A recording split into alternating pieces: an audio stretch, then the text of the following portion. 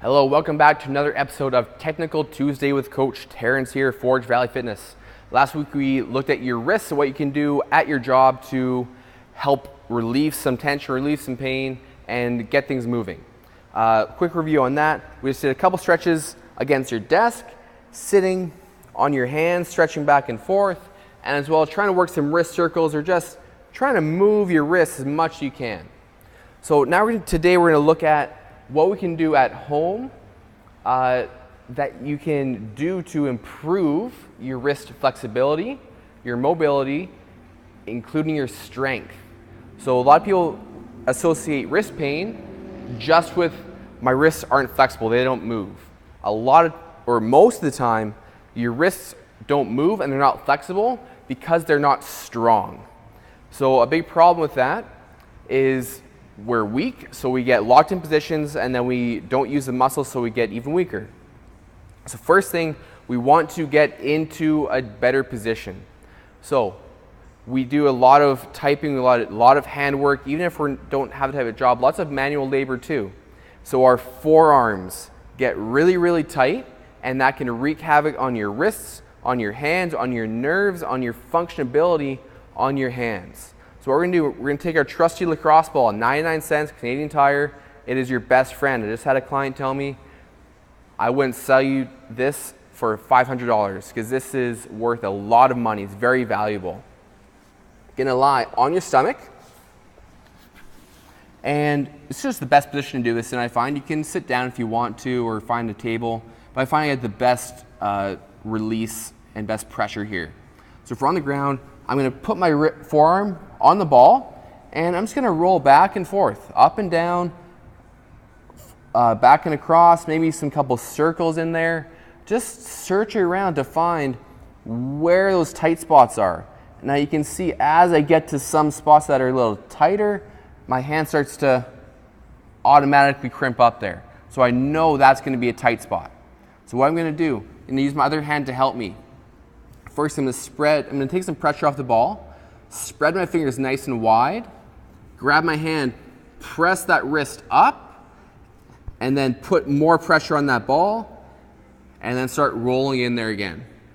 And now those muscles are under tension, and we're going to create change so they can lengthen in this extended wrist position. You're going to keep on rolling up and down, and you're going to switch to the other side. Try and spend at least 2 minutes there. So that's our mobility to release some tension. Now, what we're going to do, we're going to combine a little bit of strength and stretching in the same sequence. So I've got a nice gymnastic mat here. You can also do this at home. I just have this so it's a little softer for my hands. I can do it on the floor because I've done it often, but for those of you who have wrist pain or wrist issues, you're going to want something a little bit softer so it's more manageable. So if you have a mat at home or even a yoga mat at the very least, or you can use your carpet if you have carpet, area rug, or even some small pillows, or even just a couple of towels can work as well. So we're going to do the very first progression for a wrist push-up. So don't worry about what the wrist push-up looks like yet. We're going to start you really easy. Going to be hands and knees. We're going to place both fists on the mat underneath our shoulders, really close to our knees so there's not too much pressure on them. So with my fist, I'm not clenched here like I'm going to punch someone or anything like that. I'm going to open my hand so it's just folded my fingers and my thumb is pointed out. So I'm right here. Now very gently and slowly, I'm going to open my right hand and I'm going to roll my wrist to the ground, thumb pointed forward, maybe let the fingers splay out a little bit. The biggest point in performance is keeping this elbow straight. There's no point in putting that wrist all the way to the ground if I gotta flare my elbow out. That's not gaining me any range of motion. So elbow straight, and then you're going to press back up. Then we're gonna switch sides. So go to the left hand, open it up, fold it down, and press back up. So again, if you can't get your hand to the ground, that's okay. It's going to be painful, or it's going to not be too pleasant for a lot of you because your wrists are quite damaged. So I'd rather see you go halfway to the ground. Oh, that's a good stretch with a straight elbow then going here. So I'm going to cycle back and forth for 5 each side. Press up, there, press up. And I notice I'm saying press up. I'm not just lifting myself up to get my fist back. I'm trying to activate through my forearm extensors and my wrist to activate and strengthen those muscles. This is where the strength comes into play. So you're going to do 5 reps on each side. So 1, 1, 2, 2, until 5 each side. After that, you're going to turn your hands around for some extra stretching. Again, splay those fingers out. That helps get more contraction through those muscles in your forearm. On the ground, lean forward, and then lean back as best you can.